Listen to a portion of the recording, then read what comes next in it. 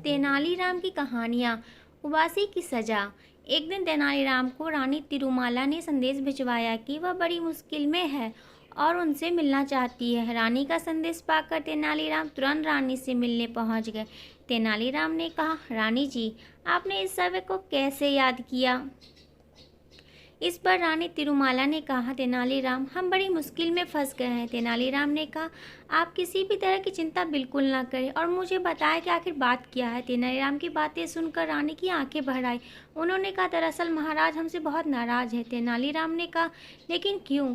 आखिर ऐसा क्या हुआ? रानी ने बताया, एक दिन महाराज हमें एक नाटक पढ़ के सुना रहे थे और तभी अचानक हमें उबासी आ गई। बस इसी बात से नाराज होकर महाराज चले गए।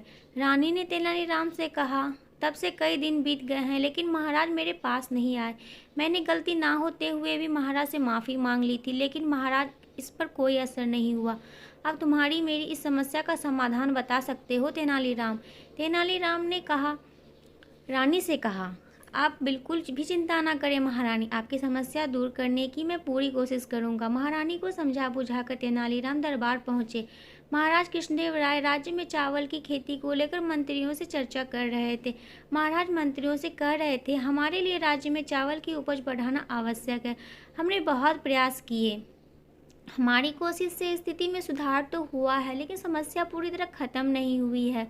तभी अचानक तेनालीराम ने चावल के बीजों में से एक एक बीज उठाकर कहा, महाराज, अगर इस किस्म का बीज बोया जाए तो इस साल उपजा कई गुना बढ़ सकती है। महाराज ने पूछा, क्या यह बीज इसी खाद के जरिए उपजाया जा सकता है? इस पर तेनालीराम ने कहा, हाँ महाराज,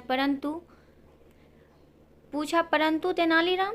तेनालीराम ने जवाब दिया, शर्त यह है कि इस बीज को बोने, सींचने और काटने वाला व्यक्ति ऐसा होना चाहिए जिसे जीवन में कभी उबासी ना आई हो और ना ही कभी उसे उबासी आए।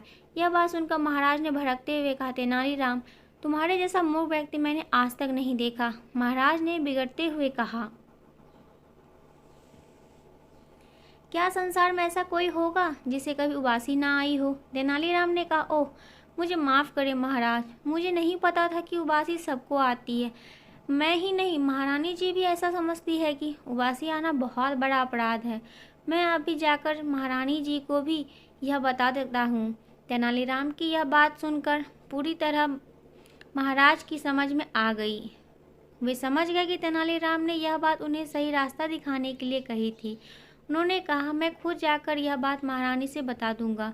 इसके बाद महाराज तुरंत महल जाकर रानी से मिले और उनके साथ सभी शिकायतों को दूर कर दिया।